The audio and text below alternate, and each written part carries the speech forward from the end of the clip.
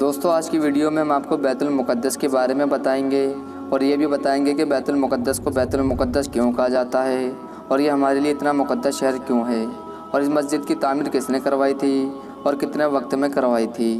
دوستو ویڈیو شروع کرنے سے پہلے چینل کو سبسکرائب کریں اور ساتھ ہی بیل آئیکن کو بھی دبا دیں اور ویڈیو کو لائک کریں۔ دوستو یہ فلسطین شہر یعنی بیت المقدس انبیاء کرام کا مسکن اور مقدس سرزمین رہی ہے۔ بیت المقدس مسجد کی تعمیر حضرت داؤد علیہ السلام نے کروائی تھی اور جب آپ کی وفات کا وقت آیا تو آپ نے حضرت سلیمان علیہ السلام سے کہا کہ آپ اس کام کو مکمل طریقے سے پورا کرنا۔ حضرت سلیمان علیہ السلام نے مسجد اقصیٰ کا کام جناتوں سے شروع کروایا۔ حضرت سلیمان علیہ السلام کو اللہ تعالی نے انسان، جنات، حیوانات ان تمام فتوحات پر حکومت بخشی تھی۔ حضرت سلیمان علیہ السلام نے داؤد علیہ السلام کے کہنے کے مطابق مسجد کی تعمیر کا کام شروع کروایا، لیکن انہوں نے جناتوں سے کام شروع کروایا اور جب آپ کی وفات کا بھی وقت قریب آیا تو آپ نے ایک شیشے کا کمرہ بنایا اور اسی میں عبادت کرتے رہے اور اسی حالت میں آپ کی روح جسم سے پرواز کر گئی۔ ادھر جنات مسجد کی تعمیر میں مشغول رہے، لہٰذا 1 سال کے بعد مسجد اقصیٰ کا کام مکمل ہوا اور بعد میں مسجد اقصیٰ کی تعمیر کا کام سلطان صلاح الدین ایوبی نے 1186 میں پھر سے کروایا۔ اس مسجد میں تقریباً ایک وقت میں 5 لاکھ نمازی نماز ادا کر سکتے ہیں۔ حضرت ابراہیم علیہ السلام نے بیت المقدس کی طرف ہجرت بھی فرمائی تھی اور اللہ تبارک و تعالی نے حضرت لوط علیہ السلام کو اس عذاب سے نجات دی جو ان کی قوم پر اسی جگہ نازل ہوا تھا۔ حضرت داؤد علیہ السلام نے اسی سرزمین پر سکونت رکھی اور یہیں پر اپنا ایک محراب بھی تعمیر فرمایا تھا۔ حضرت سلیمان علیہ السلام اسی سرزمین پر بیٹھ کر ساری دنیا پر حکومت فرمایا کرتے تھے۔ چیٹی کا وہ مشہور قصہ جس میں ایک چیٹی نے اپنی باقی چیٹیوں سے کہا تھا کہ چیٹیوں اپنے اپنے بلوں میں گھس جاؤ، حضرت سلیمان علیہ السلام کا لشکر آ رہا ہے۔ یہ واقعہ اسی ملک کے اسقلان شہر کی ایک وادی میں ہوا تھا جس کا نام بعد میں وادی النمل یعنی چیٹیوں کی وادی رکھ دیا گیا تھا۔ حضرت زکریا علیہ السلام کا محراب بھی اسی شہر میں ہے اور حضرت زکریا علیہ السلام نے بیت المقدس میں ہی پردہ فرمایا تھا۔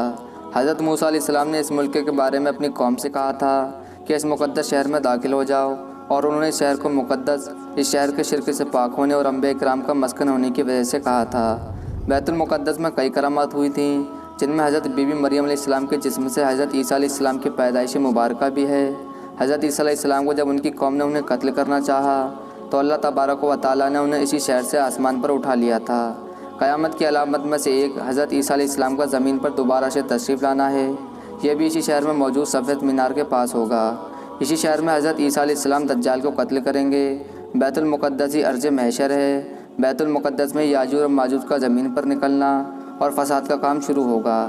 اسی شہر کے مشہور قصوں میں سے ایک قصہ طالوت اور جالوت کا بھی ہے۔ بیت المقدس کو مسلمانوں کی نماز کا پہلا قبلہ ہونے کا اعزاز بھی حاصل ہے۔ ہجرت کے بعد حضرت جبرائیل علیہ السلام نماز کے دوران ہی اللہ کے حکم سے نبی کریم کو مسجد اقصیٰ سے بیت اللہ شریف کی طرف رخ کروا گئے تھے۔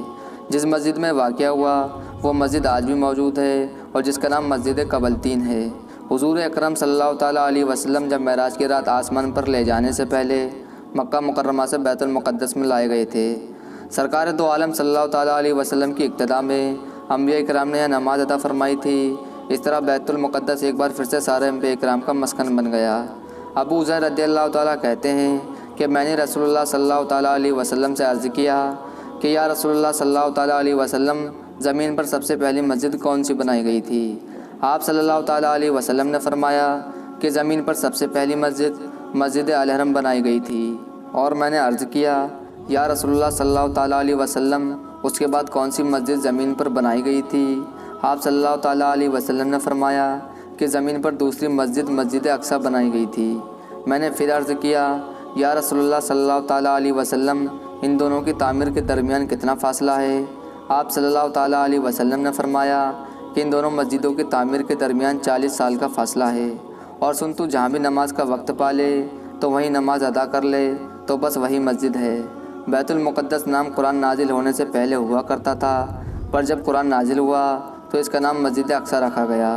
اس شہر کے اصول اور اس کو رومیوں کے ظلم سے بچانے کے لیے 5000 سے زیادہ صحابہ کرام رضی اللہ تعالیٰ عنہ نے جامع شہادت فرمائی اور شہادت کا یہ سلسلہ آج تک بند نہیں ہوا۔ شہادتوں کا یہ سلسلہ ابھی تک چل رہا ہے۔ یہ شہر اس طرح شہیدوں کا شہر بھی ہے۔